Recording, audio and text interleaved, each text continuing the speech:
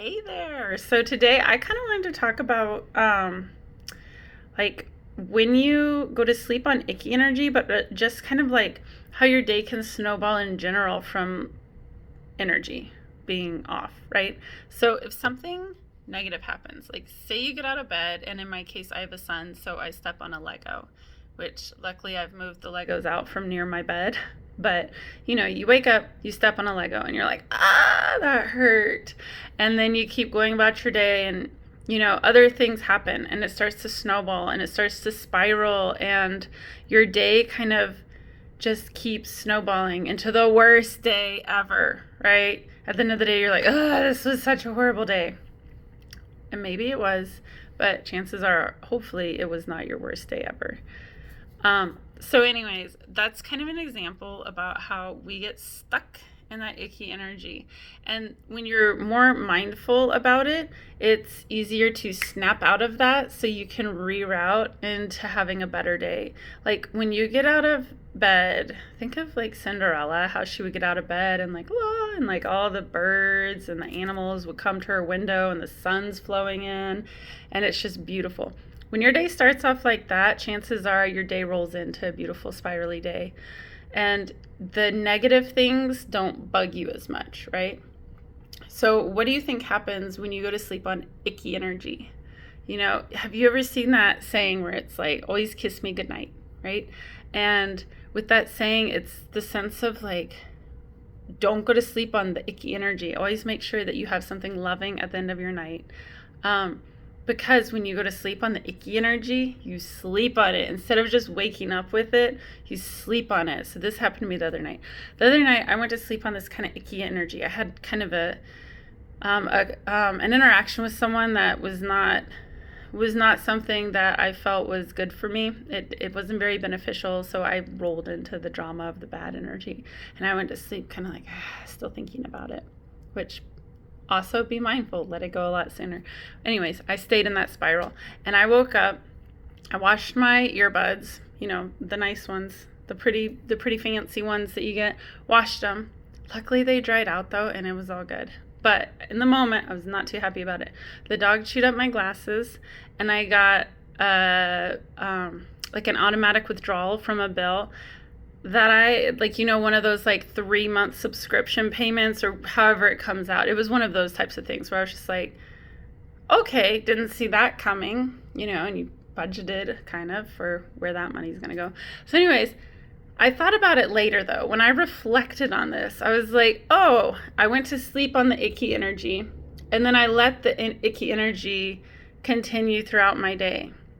So kind of take a step back and think about, what is a day that you're like, this was such a crazy, crummy day because one thing happened after another.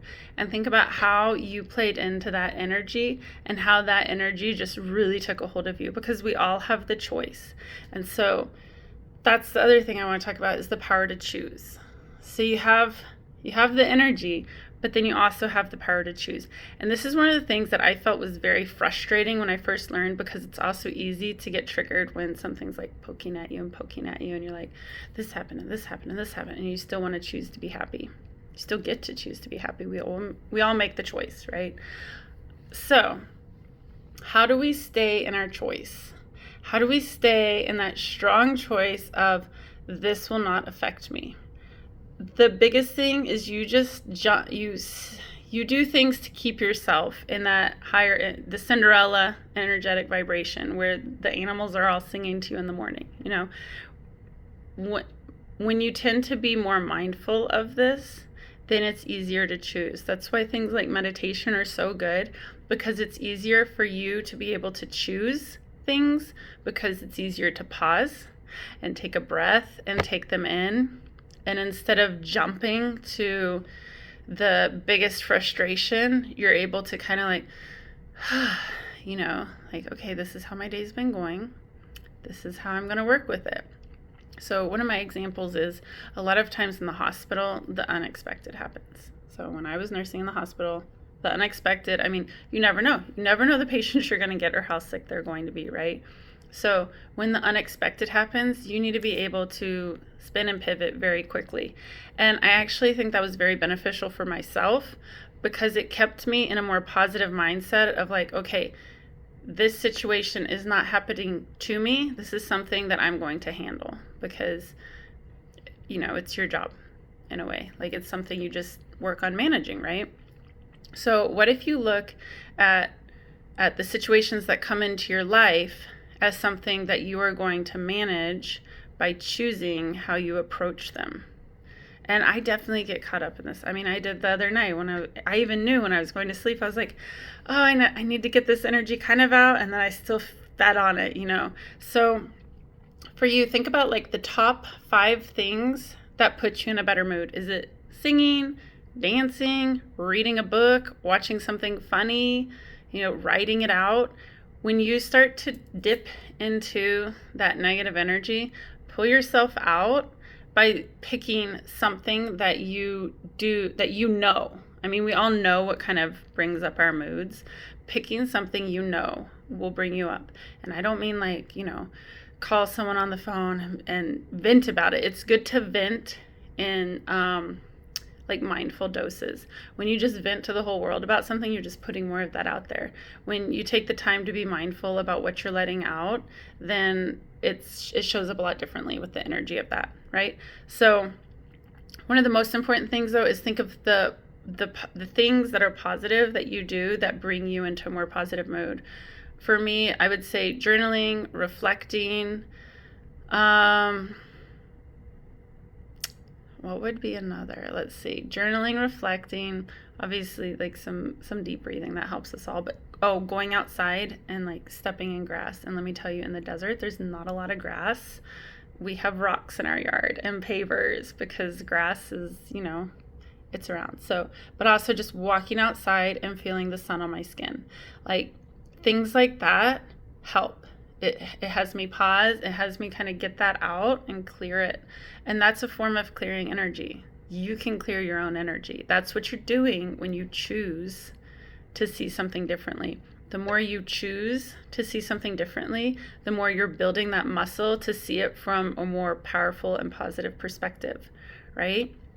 So it's kind of like I think they call it the reptilian brain is like that go-to like agitated response of I just stepped on a Lego and your head like screams because you feel pain, So when you're mindful about your reactions, once that happens, it's kind of like reflect a little, step back and pause and breathe before you let your day snowball.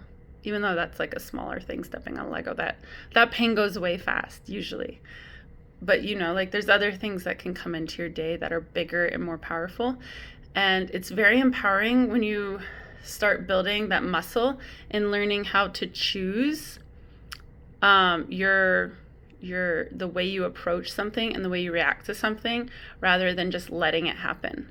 Because when you make that choice, in a way, you're taking control in your life. It's not that you're controlling your life, but you're empowering yourself to stand up tall in your life, and you're empowering yourself to really move forward in getting that positive energy back. The more you do that, the more it creates more positive energy. You just have a shift in your whole perspective. It's kind of like when you start doing gratitude. So a lot of the different things you might read about talk about like a gratitude journal, writing down what you're grateful for. The best way to start is probably write down 10 things you're grateful for every day, right?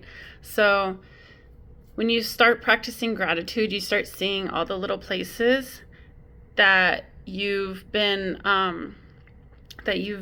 overlooking, because there could be a lot of good things going on in your life, but you start to overlook it if something overshadows it. And so you start to see the good and the bad even. Like when the challenge arises, you start to see the lesson from the challenge rather than just the challenge as a challenge. You start to see the bigger picture. And you also start to see how it is creating you to step into a higher self and learn from this, because the more you learn and the more you expand your knowledge on something, the more you overcome your challenges and face them, the more you're going to start like being in that higher self. Everything we are challenged with is a lesson towards our vision. So say you have this vision of what you want in your life. Like you get really clear on what you want in your life, right? You're like, man, how will I ever achieve that vision? Okay, so once you get clear on what you want, it starts the ball rolling and the universe creating that with you, right? Your end of it is facing your challenges for it. Every challenge you are given is usually something that is actually going to drive you towards that goal. It's something you're going to learn from. So when you're in that vision in X amount of time, because you never know, anything's possible. It could be 5 minutes, overnight, 5 years. So when you accomplish those lessons and those challenges, you're working towards being that higher self that functions seamlessly in your vision, because you don't want to get into your vision and not know how to approach any of the challenges that might already come in your vision. Not saying that there's going to be crazy bad challenges in your vision, but you're going to already know how to handle them. So my example is starting a business. No idea what I'm doing. I have some, but like, let's just say I have like that much knowledge. I had very little knowledge with web design, very little knowledge with like just reaching out to people to talk to them. I mean, I want to do energy healing and help others, but I didn't even know really how to reach out to people when I haven't been out networking for years, right? That's something I needed to learn. Those, like, now I can create a ton of web pages and it's easy for me. Those are things I'm learning as I work towards my business. And as I work towards my vision, the challenges that are coming up through all of this experience I'm getting are challenges that are going to help me function and navigate in my vision, which you totally want to get clear on your vision. When you know what you want in your life, one, that's a beautiful thing. I mean, how exciting is it to daydream about what you want and start taking on those things of what you would like to see transpire in your life, right? How exciting is that? And like when you start taking all that in, it starts forming for you. It starts coming in, but it's a cool way to look at it when you start seeing it from a different perspective of, instead of my day was really rough because XYZ happened, is like, I'm going to be able to navigate through my vision better because XYZ happened. Like, what a fun perspective is that?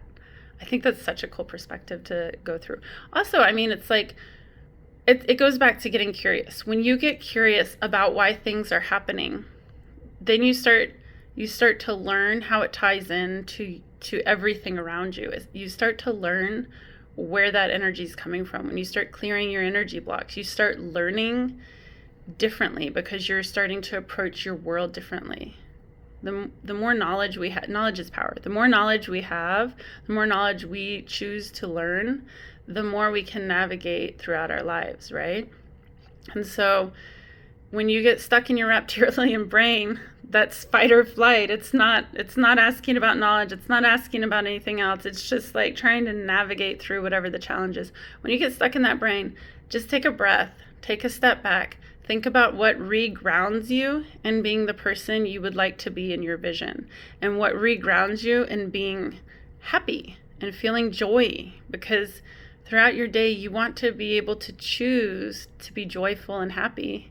I mean, when you spread that like fairy dust, it just comes right back to you, So why not? Why not be a giant ball of sunshine that lights everyone else up, right? So I want you to make a list of the 5 things that really recenter you into being a happy ball of sunshine.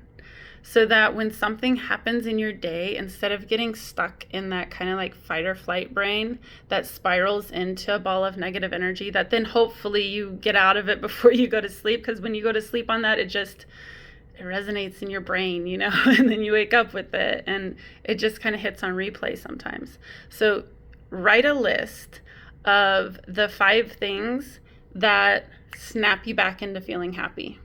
That really, or even just give you like a piece of calmness. Because like, for me, I said it's like walking outside and feeling the ground under my feet and feeling the sun on my face helps. I did that the other day, probably when my glasses got chewed up. I went outside, I took some breaths, I felt it. That's the other thing. Feel the emotion. Just feel it, reground, let it go. When you let it go, you're making room for all your happy energy, all your joy to come right back into you.